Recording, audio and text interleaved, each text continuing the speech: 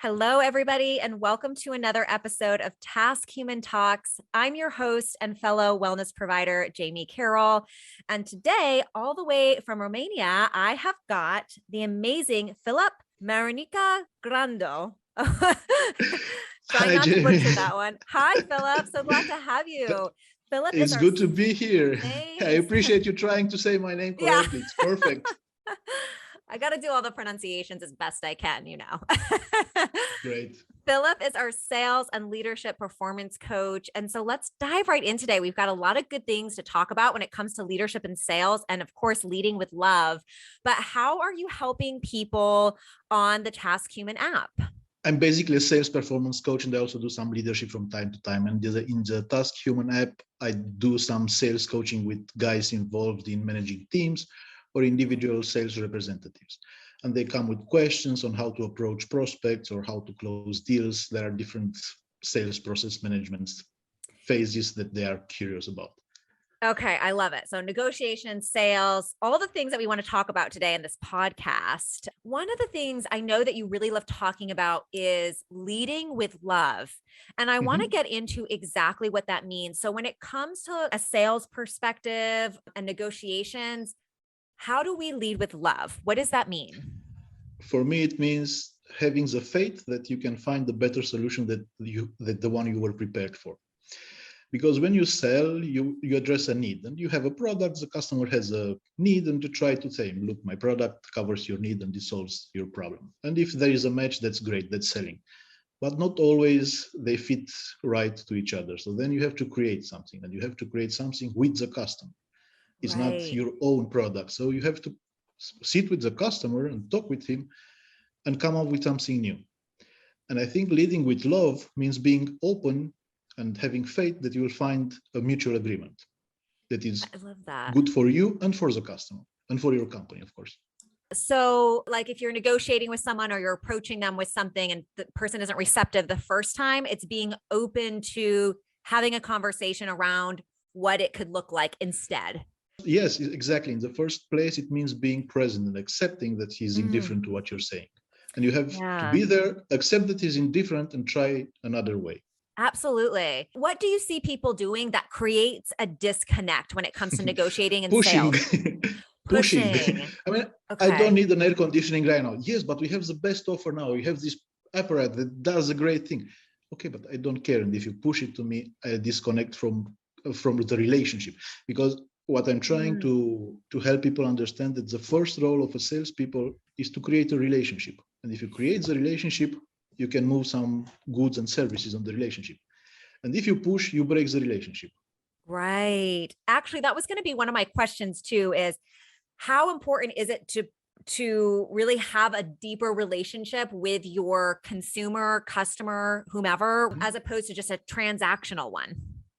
Well, it really depends on what you're selling and what your company does, because if it's enough to have a transactional sales, then by all means do it, because the customer doesn't have time, you don't have time, your company doesn't have time.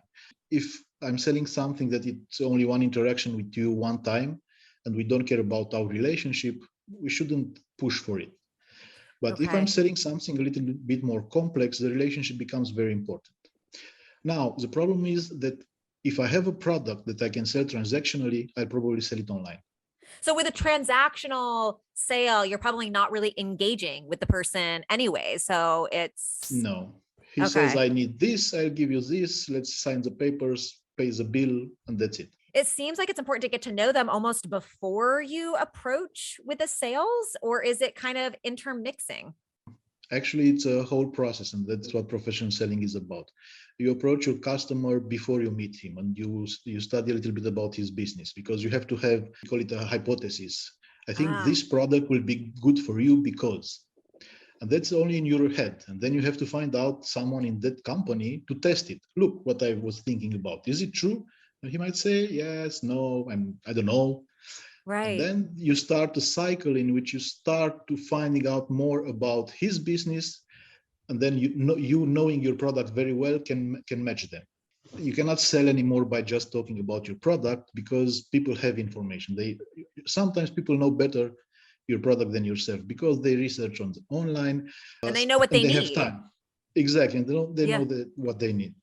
So what I suggest is know your customer, and the advantage is that you also create the relationship now, because what you do is you create some trust in the relationship. I'm Mm. not coming here, I'm not pushing something on you. I want to know, what are you doing?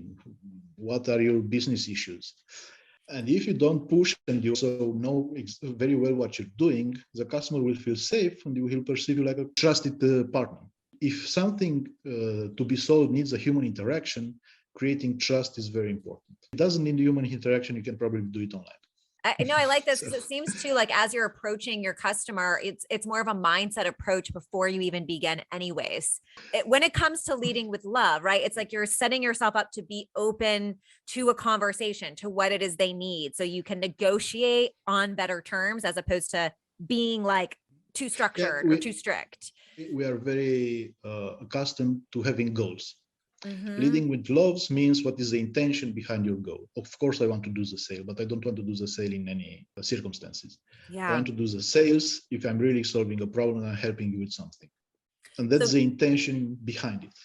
so getting clear on your intention behind the sale as Yes. well. I think that's great. I mean, I personally think that there should be intention behind every single thing that we do in life. Because so And there often, are. yeah, well, we just do things though. When you ask someone why they do something, and most people don't know, right? It's like to make money, to do that, like, right? We're disconnected. And so it kind of sounds like leading with Exactly. love is like reconnecting with that intention behind the sale. It's true. For me, what I noticed is that we are very attached to our roles and we try to improve our roles. I Yeah, want to be a better leader. I want to be a better salesperson. I want to be a better writer, or I don't know what. right. But all those roles come upon you being a human being. Right. And if you improve you as a human being, I think those roles will improve themselves too. But if you improve only the roles and do not look at your humanity, if you want, those roles maybe produce some results, but they are not going to last. I mean, Fantastic. we are not robots, you know. I heard some workshops in which it was about managing performance, and they once said, be clear on your goals, be clear on your actions and execute. But we are not robots yet. I Yeah. mean, we Yeah. have to Yes. accept that there will be some disconnection between what we say we want, what we are willing to do, and what we actually do. And if this is disconnecting and you start blaming yourself or being very aggressive, you go into very different places, but they are both bad. I love this because I've never heard it explained this way. We're too attached to our roles. And so just improving how you interact as a human is going to improve those roles. That's fantastic. Yeah. Leading And with love, that can kind of lead into my next question, which was leading with love. How does that look like for personal relationships in our personal lives? Like, let's not even talk about sales or transactions. It kind of sounds, how would you define that? How can people, lead and live with more love in their personal lives? well, I'm not an expert. I don't have advice on this issue. I mean, I can have advice on sales, but on how to live and how to love in your own life, I think we are all humans and we know how to do it if we accept that we are humans and look at Yeah. ourselves as having some uncertainties and having some fears and having some doubts and accepting them. Leading with love starts with loving yourself. Maybe it Yeah. sounds strange, but it starts No, I with love that. that. And when I talk about love, I'm thinking about actions actually. And there are Mm. 4 categories of actions, like care, respect, knowledge, and responsibility. So if I think about myself and my goals and if I'm happy or not, and I use that framework, I'm acting from a place of love. If I say, wow, I feel bad because I did that wrong and my business is not going well, and that's leading not with love, it's leading with shame or guilt. So you said care, respect. What was the third one? Knowledge and responsibility is not necessarily an order. Respect is very important because people think about respect something like I show you respect. Right. It's actually not like that. It's seeing you as you are. And that's Ah, very important because if I don't see you as you are, I see you as I want you to be, and that's not real. yeah. Or we see people as we are, I think Exactly. that's, And yeah. think about what this does in selling or in leadership roles. Oh, that's good. I mean, just thinking about Yeah, it in that sense, when you're coming from a negotiation, a sales perspective, seeing the person with respect, seeing the person as they are, not as you are, because you're going to approach things a little differently in yes, that you're going to regard. put yourself in the customer's shoes and you're going to come up with some real benefits for him. Otherwise, you're just talking about your product. And maybe he will buy, maybe it's not important, or maybe he has a budget. The problem is that you don't learn anything about yourself. And the next customer will not buy so easily, because sales is I like very much sales. I worked in sales, and what I like is very real. I mean, if you're paying attention, you learn. If you're not paying attention, maybe you have some success, but you don't learn about yourselves. And would you say that kind of keeping all these things in mind that we're talking about now would make someone better at sale? I mean, one of the things I hear a lot is people will say, this used to be what I would say. Oh, I'm just not good at sales. I'm not good at selling things. Like I would never work at a car dealership. I'm not good at selling. Why do you think that people might come from that angle when it comes to sales? Like, I'm not good at this. Because they have an image of what a salesman is or does, and that's an incorrect image, because there are many types of salesmen. Unfortunately, those who get the most attention or the most light on them are those very expensive and very communicative, and that's good in sales, but it doesn't mean that you cannot do it if you're not so extrovert or not so talkative or not. And it's also because somehow sales is associated with aggression. I mean, when you think of a salesman, you think, oh, he's going to talk his way out of. That's an old image. I mean, in sales, you cannot do this anymore. I mean, people know better the product than yourself. You cannot try to trick the customer. Yeah, that is actually, when I think of sales, that is what I think of. I was looking at a car not too long ago and I was like, I don't want to deal with the car salesman, I really don't understand it, because I think people, if they do something and they see that it doesn't work, they will stop. But somehow I think they're not paying attention to what works actually. Because maybe they are aggressive and they sell cars, but I don't think they sell it because they are aggressive, just because they come upon the right customer. And it's also about speed in sales. I agree with that. You don't have time to spend a lot with each customers. But the thing is to know very fast what the customer will do. Because if you pay attention to the signals, you will find out very soon that this customer is not going to buy today's car because he was just driving through. He had some time to spend and look at cars. But if you don't pay attention to the season, you don't find out, you will try, okay, this is a great Toyota, it's a good price. When you say signals, like paying attention to the signals of the customer, I guess it depends on the situation, but what are some signals that we're looking for? It's funny because always this car dealership comes into question when you do sales training. Everybody, have you bought something? That's what everybody thinks of, but any sales situation. It is being curious about the customer. I mean, if I would work in a car dealership, I would ask, what brings you here today? And I think what happens is, are you looking for a car? That's a presupposition. Maybe the customer will say yes, but in the next 5 years, or I don't know, something like this. And you start going, he said yes, so I have to sell him a car. But if you let him, what brought you here today? He will say, I don't know, I was on my way to the airport and had some time to lose. Okay, then I have a different approach to that sales. I know it's not going to happen today, but I want to be sure that I provide a good service. I give information, I show him around, because maybe he will come next time and buy from me. So no matter what it is you're selling, getting curious about the customer, why are they there? What are they wanting? Who are they? What is their business? The more you get to know about that person. The thing is that we are too attached to our goals. I mean, I was a salesman. I know I didn't do this necessarily, but I know what happened. I was too attached to my goal. I'm here. I spent some time getting this customer. Now I have to sell something. Well, it doesn't work like this. Maybe you have a product that's the cheapest and the best in the world, but I don't think you know about such product. Yeah. For everything, you have an alternative. For everything, there is another one that's half the price. It's crazy. So let's talk about slowing down. So slowing down could be a challenge for a salesperson. What happens when we don't slow down? Like, how can slowing down enhance performance overall? I think it gives you perspective, because being attached to the sales target or your goal is looking very narrow at things. If you slow down, maybe you can take a step back and see the perspective of the situation. And I think too, kind of what you were touching on before, when you're like getting curious, that sounds to me like it would be slowing down in this process as well, right? Because you're taking the time to ask more questions of the person that you're selling to get to know them a little bit better.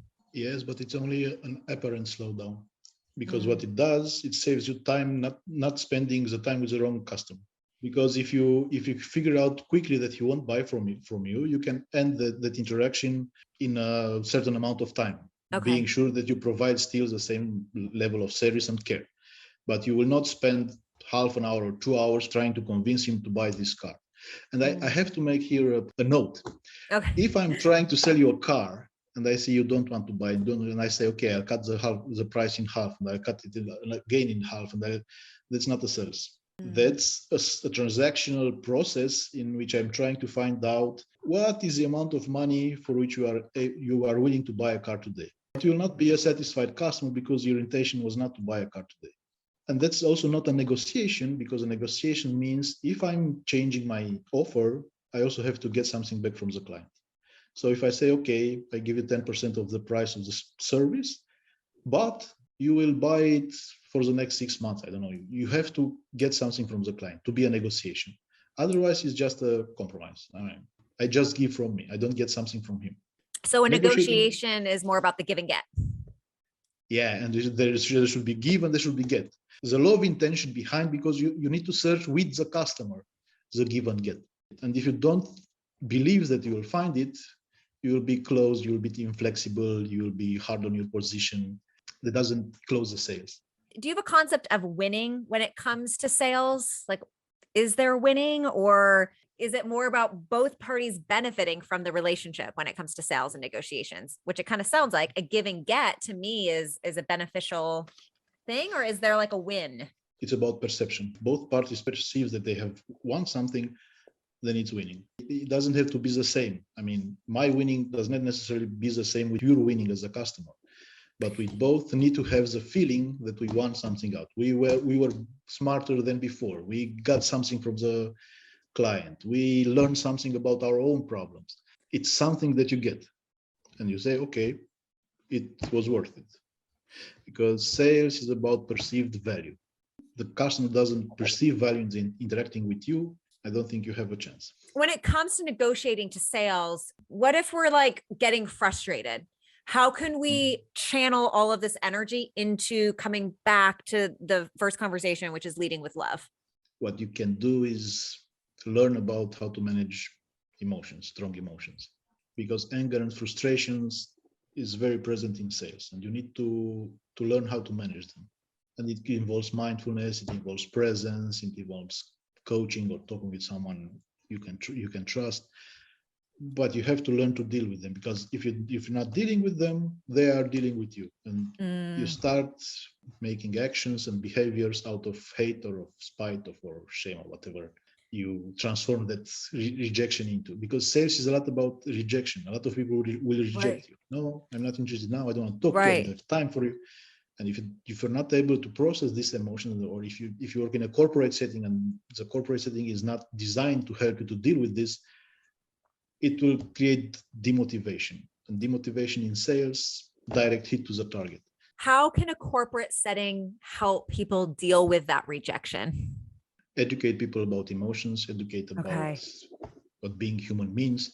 It doesn't mean that you have to pretend that the work is easy or it's not hard. Yeah. The work is hard, but it can be done in a more human way. Right. I mean, I remember from my own experience when I started a new job as a salesman, and I had some good 3 or 4 months, and then I had 2 months